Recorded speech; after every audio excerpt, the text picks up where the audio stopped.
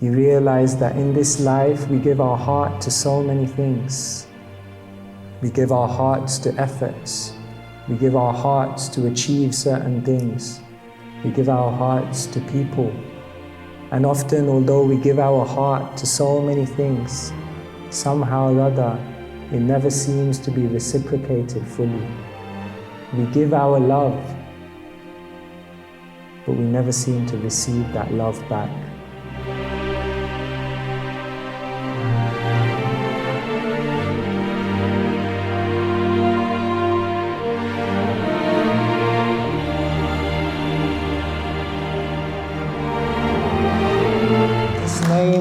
Vasudevaya is very beautiful because it's the name of the divine, which means all-pervading. All-pervading means the divine is everywhere, in all places, at all times. Sometimes people think to connect with the divine, you have to be in a particular place, or you have to be with a particular person, or there has to be a particular situation, and then you can have a divine experience. But Om Namo Bhagavate Vasudevaya means I offer my respect to that divinity which is present at all times, places, and circumstances, providing we have the consciousness to connect. So would you like to connect with divinity at all times, places, and circumstances? Yes. Wouldn't that be beautiful? So by chanting these mantras and elevating our consciousness, that's very much possible. So thank you everyone so much for coming this evening. Chitralekha asked me to share some words with you. She said, tell a story. They like stories. So I'll try to share a story with you this evening. But what we're doing here is actually a very, very beautiful thing. This is actually sacred culture. My parents were from India, and in India the culture is that every evening, it doesn't matter who you are, what you do, what happened during the day, in the evening what happens is everyone in the village comes together and they sit together like this in a circle, and together they sing, together they discuss, together they begin to see life through the ancient books of wisdom, and in that way they begin to see how even in the ups and downs and the difficulties and the twists and turns of life, there's always something beautiful that divinity is giving us. And in this way they go to bed with a peaceful mind and they have a good night's sleep. So I'm sure tonight you'll have a good night's sleep. But before you do go to sleep, we'll share a few things with you. The land of India is known as Bharat. This is the Sanskrit word for India. And it's made up of 3 syllables. Bha means bhav, which means emotion. Ra means rag, which means melody. And ta means tal, which means beat. So the Sanskrit name for India, Bharata, literally means the land where emotion is expressed through melodies, beats, and mantras. So India is the land of music, the land of wisdom, the land of storytelling. And so today I want to tell you an ancient story from 2,000 years ago of a king. And this king's name was Bhartṛhari. Now in ancient India, kings weren't just kings, powerful politicians, but kings were known as Raja. So Raja means a king, but kings were known as Raja Rishis. So a Rishi means a great thinker. So the kings, they weren't just political figures, but they were great thinkers as well. They were very wise, they were very philosophical, they were very deep. So this king, his name was Bhartṛhari, and throughout his life, he liked to write many, many works of poetry. But he wrote 3 works of poetry which became very, very famous. These 3 works of poetry were known as satakams. Satakams means poetry of 100 verses. The first satakam that he wrote was called Niti Satakam, which means the 100 verses of logic.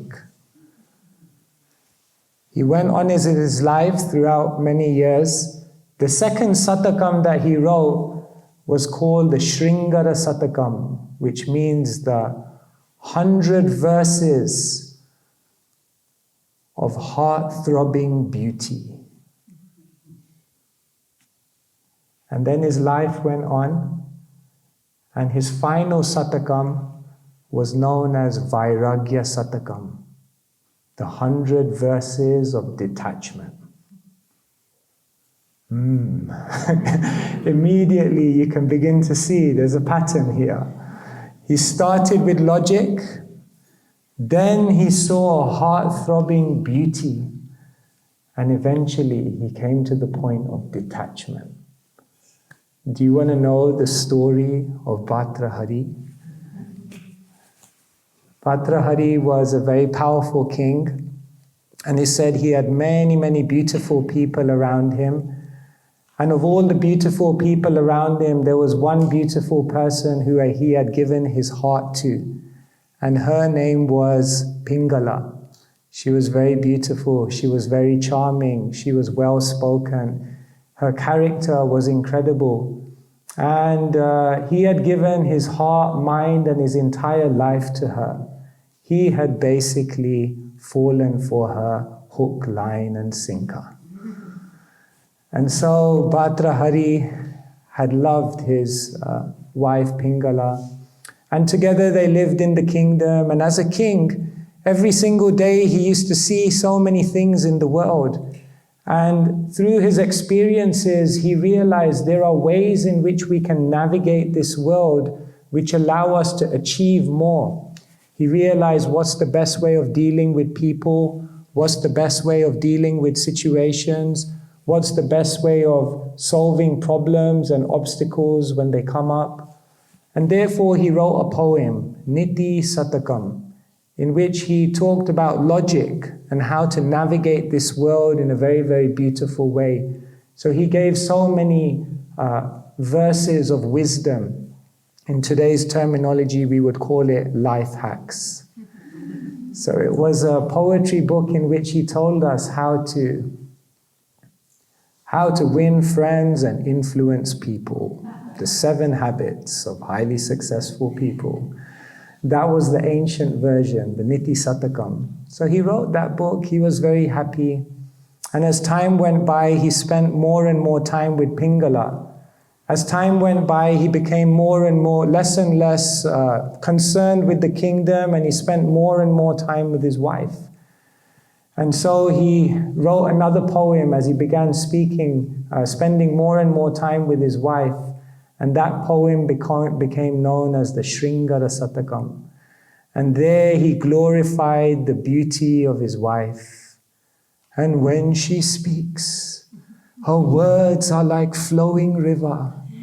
And when she walks, it seems as though her feet do not even touch the ground. And when she smiles, it makes the shining sun look dim. He did better than me, but you get my point. It was very Shakespearean, Romeo and Juliet. It was nice. So in this poem, he described the beauty, the attractiveness, and how his wife had enchanted and conquered his heart. So he was very happy. Maybe she's calling.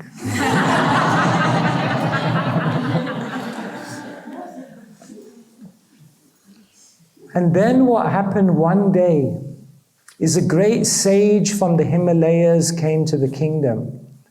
And when the great sage came, then in spiritual culture, any saintly person was treated with great respect. And so Bhartṛhari, the king, he treated this sage with great respect.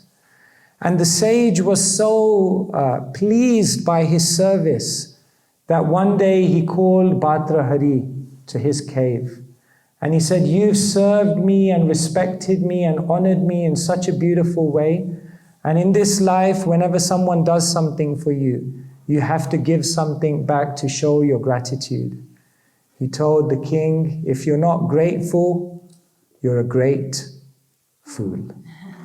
He didn't quite say that, but in that kind of terminology. So the king was waiting there, and he was very happy to receive a gift from the sage. And so he was waiting to see, what gift will the sage give me?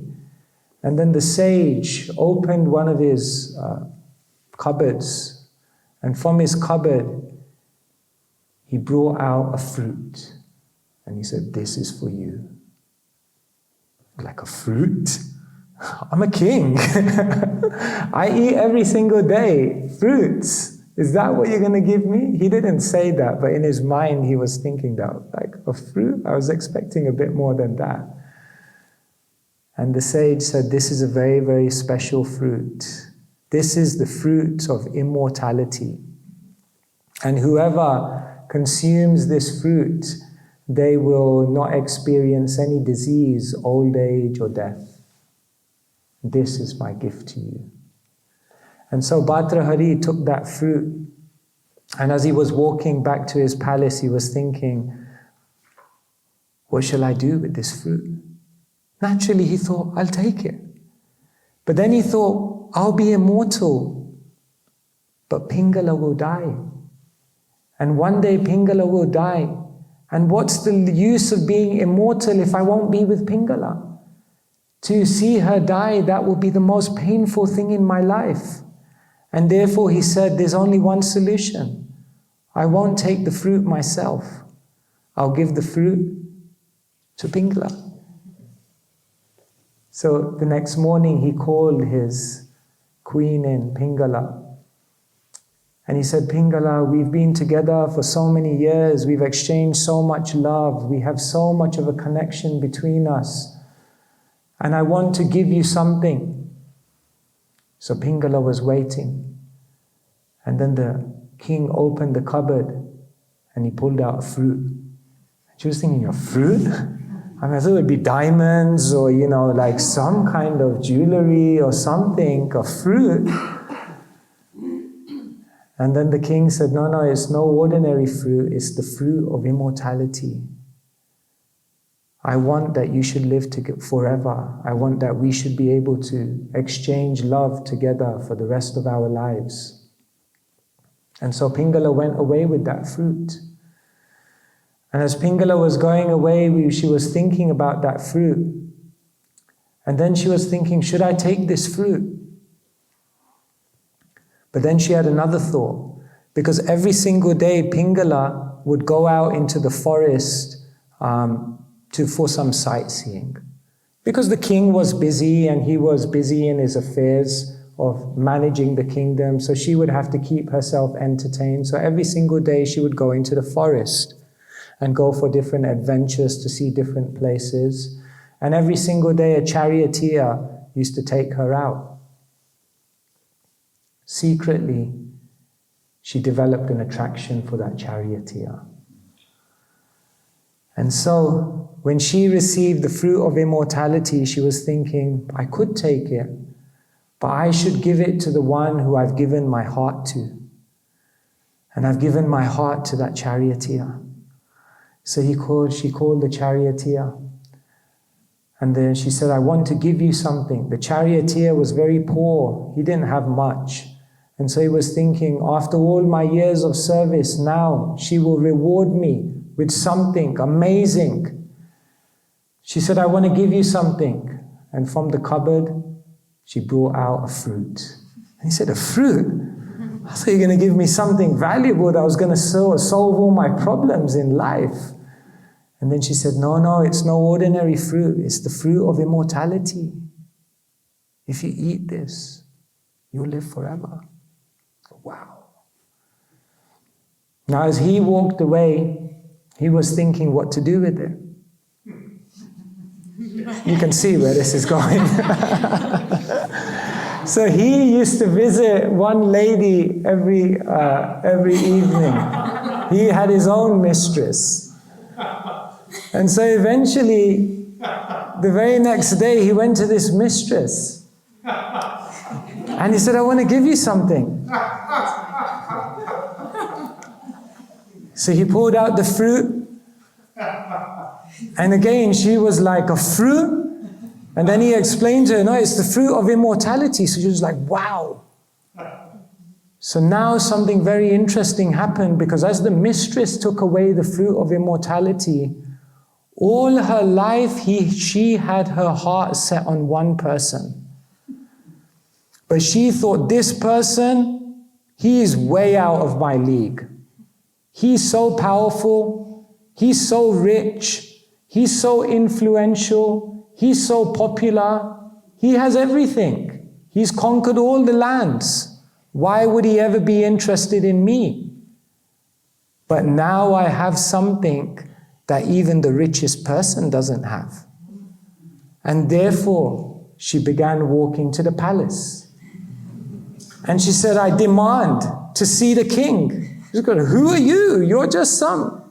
No, I have something that even the king doesn't have. What could you possibly have? No, give me an audience with the king. So she came in front of King Bhartṛhari. And she said, I've always wanted to be with you. But what do I have to give to you? What do I have that I can show my love to you? I want to give you something today that you will never be able to conquer or attain by your own endeavors. The king said, this better be good. Because I don't think you can have anything. And then, from her bag, she brought out a vegetable. No, she didn't. She brought out a fruit. And he said, a fruit? And then he looked closer. A fruit? That fruit looks very familiar.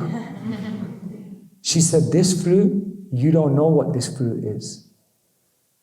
He said, I think I know. She said, no, you don't.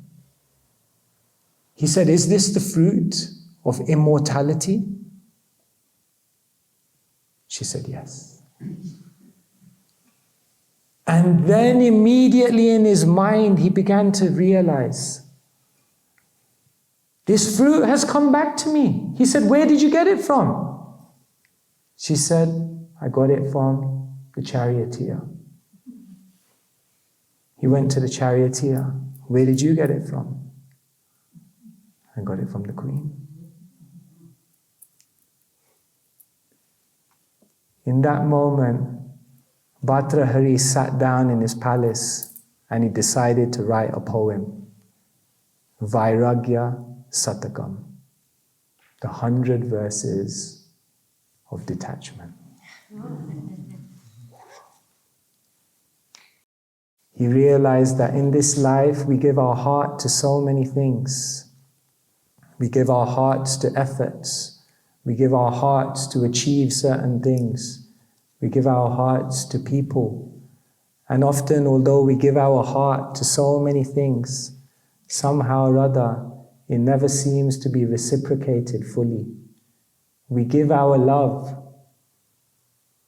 but we never seem to receive that love back. The king gave his heart to the queen, but she didn't reciprocate. The queen gave her heart to the charioteer, but he didn't reciprocate. The charioteer gave his heart to the mistress, but she didn't reciprocate. And the mistress gave her heart to the king, and he was aghast. So the moral of the story is everyone in the room should give it all up and become a monk. No, it's not the moral of the story. Relax. It's not that strong. But there is a moral in the story. That in the world we look for love. But so often love is frustrated in the world. In the world we look for reciprocation, we look for fulfillment. But we seem to do things and then we don't get the experience back that we're looking for. And so it's interesting that after Bhartṛhari wrote his 100 verses of detachment, it didn't stop there. Because the goal of life is not to be detached. The goal of life is to love. But first, to learn how to love properly, you have to be detached from the fleeting, superficial, physical, temporary type of relationship that we call love in this world. Yoga scriptures are all meant allowing us to achieve the deepest connections. The word yoga means to link, to connect, union. And so all the yoga scriptures are ultimately aimed at allowing us to make a connection with the divine, and then to make a connection with other people in the deepest way, but a spiritual way. A spiritual way in which we reciprocate love in a way that doesn't in any way disappoint us or eventually hurt us. And so it's said that there are different types of yoga system. Perhaps the most comprehensive book which talks about yoga in this world is a book called the Bhagavad Gita. And in this ancient book called the Bhagavad Gita, Krishna, who's the speaker, explains that there are 4 main types of yoga. One type of yoga is known as karma yoga, which means the yoga of action. Another type of yoga is known as jnana yoga, which means the yoga of knowledge. Another type of yoga is known as the yoga, dhyana yoga, which is the yoga of meditation. And another type of yoga is known as bhakti yoga, or the yoga of love.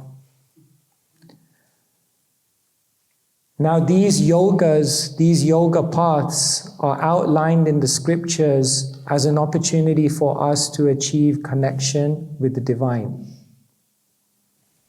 In the world, people have many different names that they use to refer to that divine. Some people call him Allah, some people call him Jehovah.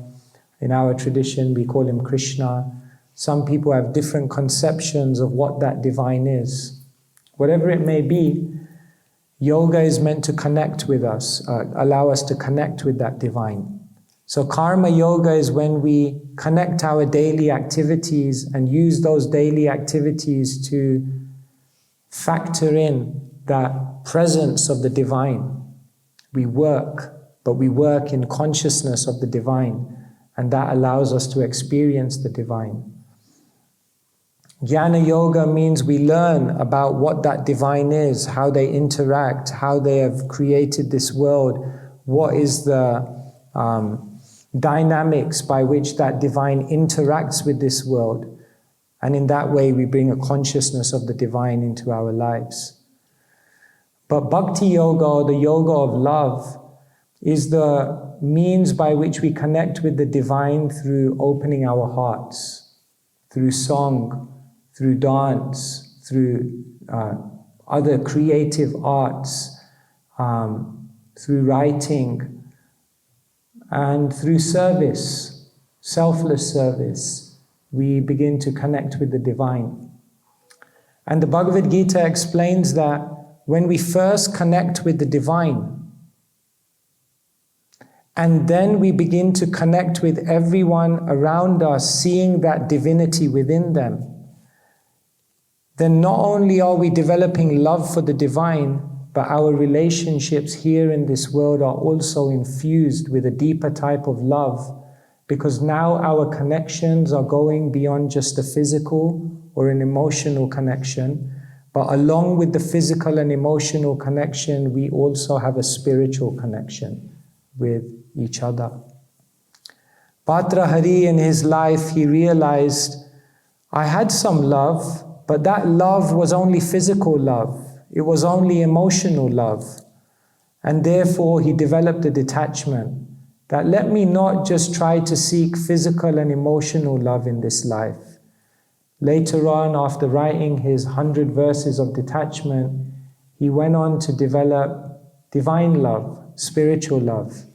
He went on to realize that if I first connect with the divine, then I connect with everyone in connection with the divine, then my relationships will be much more rewarding, much more pleasing, and which will not be tainted by disappointment or letdown in my journey of life.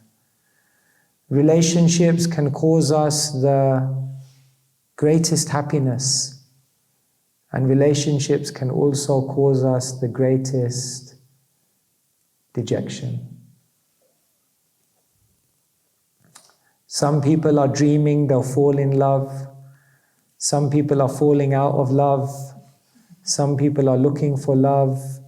Some people are lovesick. Somehow or other, the equation of love is something which seems so elusive in this world.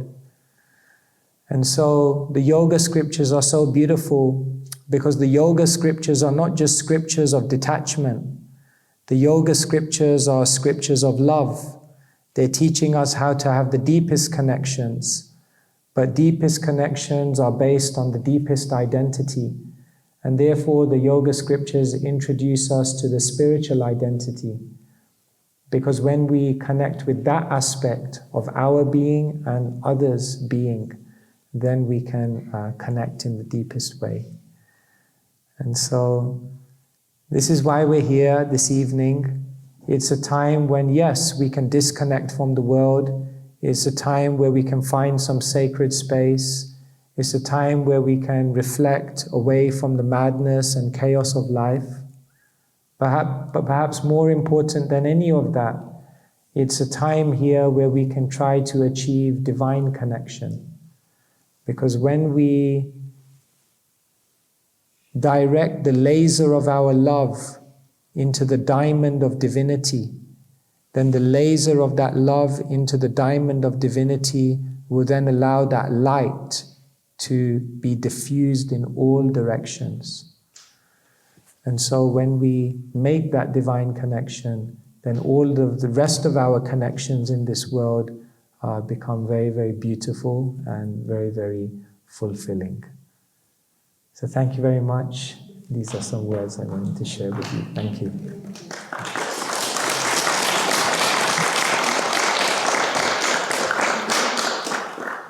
Thank you so much. Very beautiful words. It's interesting because his name is Bharat. Oh, okay. You started the lecture with that. So Bharat means sound today. Aniko? Yeah, thank you. So thank you so much. Very beautiful reflections. We want to open the space also to you and to see if you have any thoughts or ideas or maybe additions or questions about these topics or something more. This is the chat, so please, if you have any questions or something to share, you can.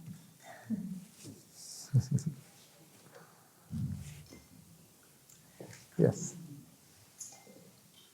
Would you like the mic? Or is it possible? No. We were far away out. Ik heb het zin te slaan, Pablo.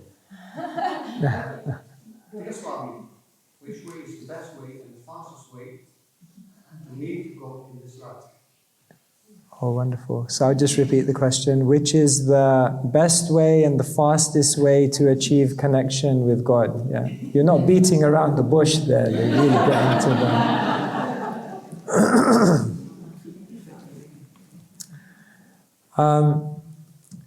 we have different senses. We have the eyes, the ears, the mouth, the sense of touch, and all of these senses are our vehicles to connect with the divine. So in our spiritual path, we use all of these senses. But it's said that of all the senses, the one that is always active is the ears. Because even when someone is sleeping, as soon as something is sounded, then the ears immediately catch it. Not just that, but sound is also said to be very, very powerful because sound is connected to our subconscious. So for example, if I would play one of your favorite songs from, I was going to say 20 years ago, but we'll say 10 because you're very young. If I was to play one of your favorite songs from a decade ago, then as soon as you would hear the song, so many memories would come back. So it's said in the Vedic tradition that the fastest and the quickest way to actually achieve divine connection is through the power of sound and through the faculty of oral reception. Sound allows us to awaken a consciousness that's so innate and so natural to us, but that has been covered over by years of illusions in the material world. And so mantra is very, very powerful. And so in this age that we're living in which spirituality is difficult, it's said that if we daily can spend time bathing our consciousness in spiritual sound, then that sound can actually awaken us and kind of help us to create that very tangible awareness of divinity in our life. And therefore, sound is probably the quickest and most effective way, and mantra particularly is said to be very, very powerful. And that's why when we share spirituality, we share philosophy, we share life techniques, we share so much that can help you on a day-to-day level, but perhaps of everything that we share with the world, the mantra is the most important. So therefore, oftentimes we even chant the mantra on the streets. You may have seen us. One time I was chanting in Scotland, in the north of England, and someone came up to me and he said, "I love you guys. You're always singing, you're always dancing, you're always happy, but I've just got one question. Don't you guys have any new songs?" So I was trying to explain to him that it's not exactly a song. This is a mantra. And although we're saying the same thing again and again, because it's a spiritual sound vibration which descends from another platform, when we connect with that sound, not just through the ears and the emotions, but with the core of our heart, then that sound enters into our heart and it conquers the courtyard of our heart, and it enlivens all of our senses with divine connection. So try it out. Thank you so much. Like the Beatles, George Harrison, John Lennon, once they were driving through India, and they recalled this story. They say, we got in the car and we started driving. I think they were driving from Rishikesh down somewhere. Anyway, they said we drove in the car for 8 hours and we chanted the Hare Krishna mantra non-stop. The Beatles. Interesting. Try it out. Yes? Is it important that you are knowing what you are saying, but it's Sanskrit? Is it important that you know what you are singing? Yeah. Or is it important that you sing the mantra? Or is it enough that you listen to the mantra? Oh yeah, thank you so much. The mantra has a power whether you know it, the meaning of it or not. My own spiritual teacher, he was actually from Holland. So before he got in touch with the Krishna teachings, he was living in Holland with a partner. And she had a dog, and her dog's name was Krishna. But the interesting thing about this dog is that sometimes it would run out and disappear in the middle of the night. So as a dutiful partner, she would tell him, "Can you go out and find the dog?" So he would go out into the streets of Amsterdam saying, "Krishna, where are you?" I mean, it was interesting, you know. "Krishna, where are you? Krishna, come home." Years later, he became a Hare Krishna monk. So clearly it had an effect. But the reason why we also tell you the meaning of the mantra is because when we're trying to sing, we're trying to really sing from the heart. We're trying to sing with some emotion.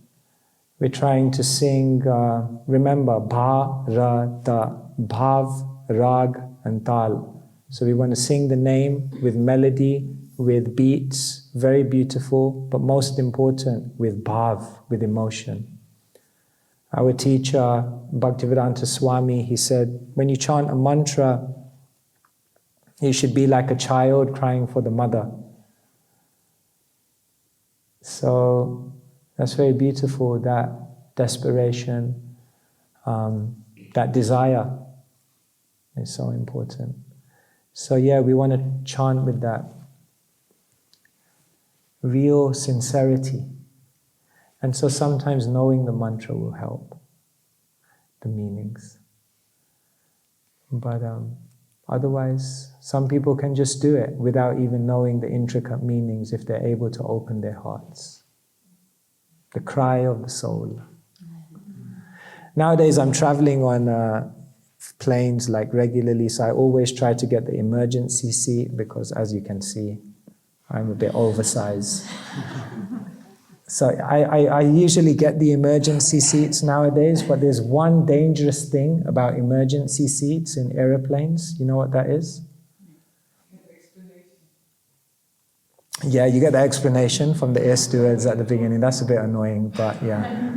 No, the dangerous thing about emergency seats is it's great because you get leg room, but it's dangerous because that's where all the babies hang out.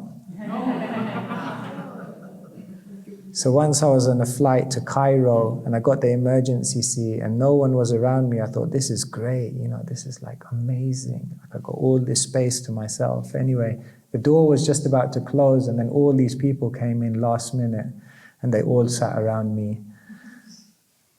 And then there was a baby. And it was a baby which was on top form. And that baby didn't need any mic. That baby could cry. And that baby could cry loud. I was thinking like, oh my God, this is going to be such a long flight. And it was, ah. And then I remembered my teacher said, you should cry like the baby cries for the mother. So I put my hands on my prayer beads. And every time the baby cried, Hare Krishna, Hare Krishna. I just tried to cry from the heart. I just tried to say the mantra from the heart as the baby was crying. And then the baby cried again and I said the mantra, Om Namo Bhagavate. And it was actually very beautiful. I wouldn't do it again. I'd still avoid the babies. But for that flight, it was beautiful because I learned, yes, we have to do it from the heart. So anyway, sorry, that was a long-winded answer, but yeah, we don't need to. It's powerful, just the vibration, but if we know the meaning, we can do it from a deeper space, so it helps. Is that okay? Wonderful. Yeah, I had a question. I wonder, with all your knowledge, can you detach from everything what's the problem? But you just told that even when the baby cried, you have to say the mantra. Yeah, you still get, even the monks get affected by it. So you're saying, how do you get detached? Is it possible to get detached from everything in the world? Yeah. For us, detachment from the world happens naturally when we develop more spiritual attachment to the eternal reality. Say for example, when someone walks, then all the weight is on the back foot. But then what happens is as you put your front foot there and you touch it down, and then what you do is you start to step forward, then as you put more weight on this foot, then what happens? The weight comes off the back foot. And so for us, we don't try to force ourselves to be detached from this world. But what we try to do is we try to focus on the eternal reality. We try to focus on divinity. We try to focus on the essence, the spiritual essence of life. And as we become more and more enchanted, more and more fascinated, more and more absorbed by the reality which is much beyond and much bigger than this world, then what happens is all the things in this world and all the ups and downs and all the difficulties and all the things which frustrate us and all the things that we cry about, it becomes more and more, less and less significant. Okay, so the suffering is gone even when other people do things to you, you can detach from it. Yeah, one English writer says, in this world, pain is inevitable, but suffering is optional. So in this world, we'll all go through difficulties. The world is wired in that way. What I sometimes tell people is that the world is perfectly imperfect. The imperfection of the world is a special design, because the imperfection of the world is pushing us to look for perfection beyond the imperfection. The imperfection of the world is inspiring us to try to reconnect with that place where there is no imperfection. The famous Christian writer C.S. Lewis said something beautiful. He said, if I find in myself a desire which no experience of this world can fulfill, I must conclude I was made for another world. So, like once they did a survey to find out the top ways in which people relax in this world. And you want to know what the top 4 answers were? Number 1, to relax, I go on holiday. Number 2, to relax, I go to sleep. Number 3, to relax, I watch a movie. And number 4, to relax, I take intoxication. What do those 4 activities have in common? To go on holiday, to go to sleep, to take intoxication, to watch a movie. Distraction. Escape. Mind absorbing. They're all an escape. When you go on holiday, you forget. When you take intoxication, you forget. When you watch a movie, you forget. And when you go to sleep, you forget. But when you go to sleep, you have to wake up. When you go on holiday, you have to come back. When you watch a movie, it ends. And when you take intoxication, there's the morning after, the night before. So it's very interesting that everyone is actually trying to escape this world. Because if I find in myself a desire which no experience of this world can fulfill, I must conclude I was made for another world. So that's what we're all trying to do. And then when we connect with that other world, this world, one of my monk teachers, he said, don't take the illusion too seriously. It's easier said than done, isn't it? Because tomorrow morning when you're on the road and someone, cuts in front of you, a little bit of road rage happens in the car there, and then you don't remember. But as we become more absorbed, Om Namo Bhagavate Vasudevaya, when we see that divinity in all times, place and circumstances, then that's why the greatest spiritualists have so much levels of tolerance, compassion, because they're absorbed. Thank you so much. I don't know how long. Okay, yeah, sure. Thank you for being here, and then I can ask you a question. I wonder if a strong mind, negative mind, can fool, in this case me, by singing the mantra, the Maha Mantra. Just like the strong mind takes the coat on from the mantra and sings now the mantra.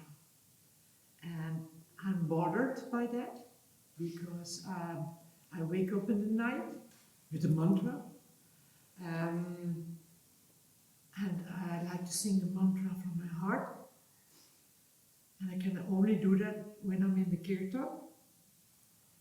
But at home, when I do the mala, it drives me crazy. So I thought my negative mind, my saboteur, takes on the code now of the mantra. Do you understand what I'm trying to say? Yeah, And yeah. how to stop it and to come down from out of my head into my heart and then open up and do the mantra. Thank you so much. Yeah, it's very nice. Yeah. Yeah, so much of the Bhagavad Gita is talking about the mind, because the mind is what we're contending with every single day. The mind cannot actually do anything, because the mind is not actually alive. The mind is like software on a computer. So for example, the body is like the hardware of a computer, like the monitor, the keyboard. We, the soul, we're like the person sitting behind the computer. And the software is like the mind. So the mind is the interface between the soul and the body. Now, for most of us, the software of our mind has a few viruses in it. So it's almost like it's not cooperating with the user. It's acting against us. It's slowing us down. It's distracting us. It's constantly pop-ups, all this kind of stuff. Yeah. So the idea is that as we chant the mantra more and more, sometimes it's easier, for example, in a kirtan, where you can naturally connect. When you go home and do it alone, generally that's the time when it's much more difficult, because you're not surrounded by all of these other energies here which help to carry each other. The other thing is, when you chant the mantra on the beads, there's no music, there's no drums, there's no singer with a beautiful voice. And therefore, there's nothing else to pacify the mind. And therefore, because we don't have that energy of the others, and we don't have those other pacifications of the mind, it's just the raw mantra, the mind tends to rebel more. Rebel. I don't know what I'm saying. Yeah. So the mind becomes a little distracted. One of the monks told me, when I meditate on the mantra, on the beads, my mind is like a horror movie. I was like, wow. So it's a little bit like that. But what happens is, over time, the mind settles. It's like a tiger, like a lion. In the beginning, it's roaring. But as you continue the mantra, then gradually it becomes more and more pacified. So mantra meditation is a process. It's a day-to-day discipline. Some people have a very romantic idea of meditation, like, I'll sit with my legs crossed, I'll close my eyes, I'll chant the mantra, soon I'll be floating, I'll disconnect. And sometimes it's not always like that. It's a little bit of a battle. But eventually the mind comes in line and it cooperates and it becomes aligned. So therefore, yeah, it's meditation is a practice. Good luck tomorrow morning. We can take one last question. Yeah, if there's any last question anyone would like to ask. So I've got, I work with a lot of youngsters, and a lot of my youngsters seem to have lost their way are constantly trying to keep their mind busy, away from the path that they're actually intended to walk. What is the one thing that you would, what is the one bit of advice that you would give these youngsters who seem to have lost their way?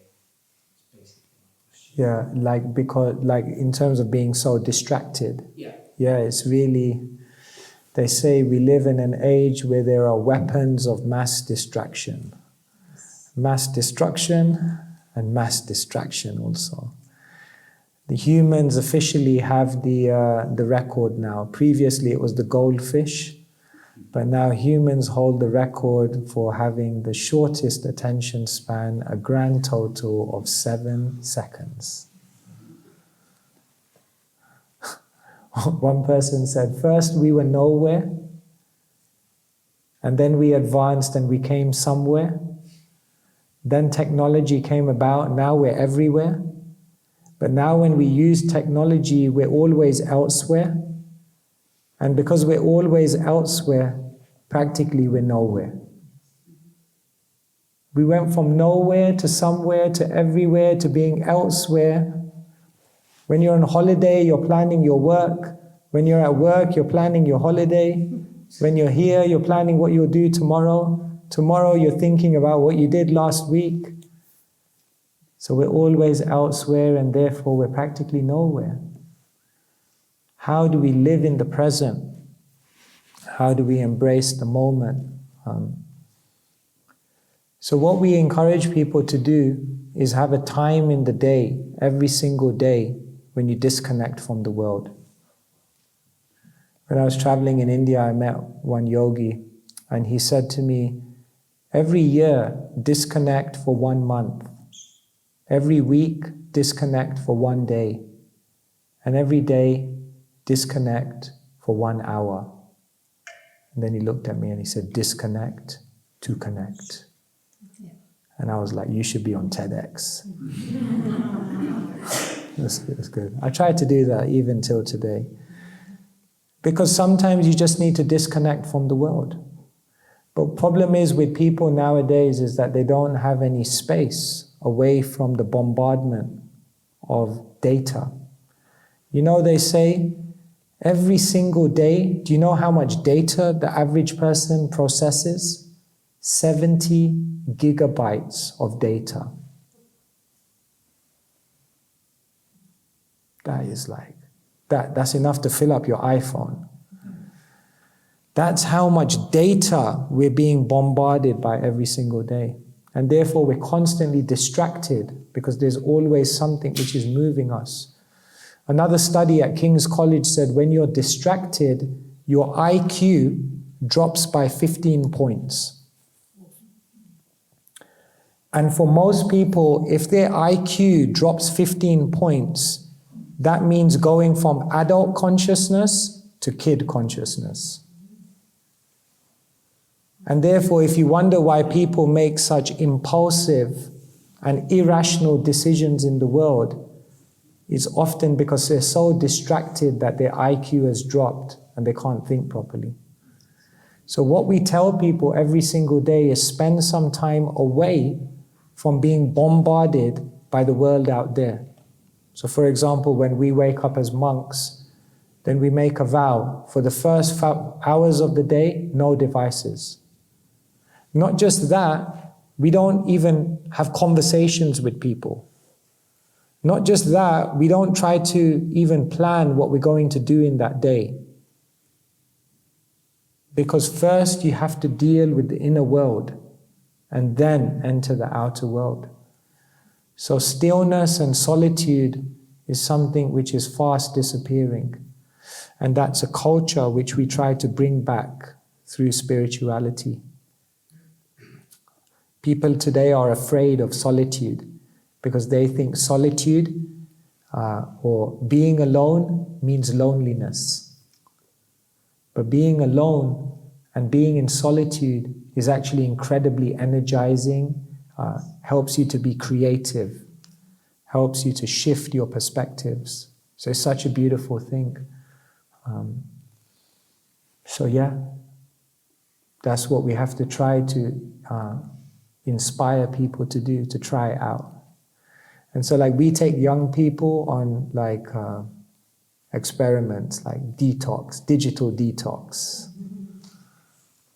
You know, like for the first hour when we tell people to put away their phones, they're like withdrawal symptoms, you know. And by the end of the weekend, they realized I can do it. We take them to spaces, we take them to places, we take them to, you know, different habitats where they can begin to appreciate that there's more than this urban jungle. There's more. It's a big world and there's more to it than that. So I think giving people these experiences is beautiful. So yeah, you can try that out. Nice to hear a British accent. Where are you from? Where are you from? I'm from the Netherlands. Oh, okay, that's not a British accent. I'm a teacher of English. Oh, you're a teacher of English. Wow. You have fully imbibed the English language. That's amazing. You sound really British. Okay, wonderful. Thank you so much, everyone. Pleasure to be with you. Wishing you the best. Thank you.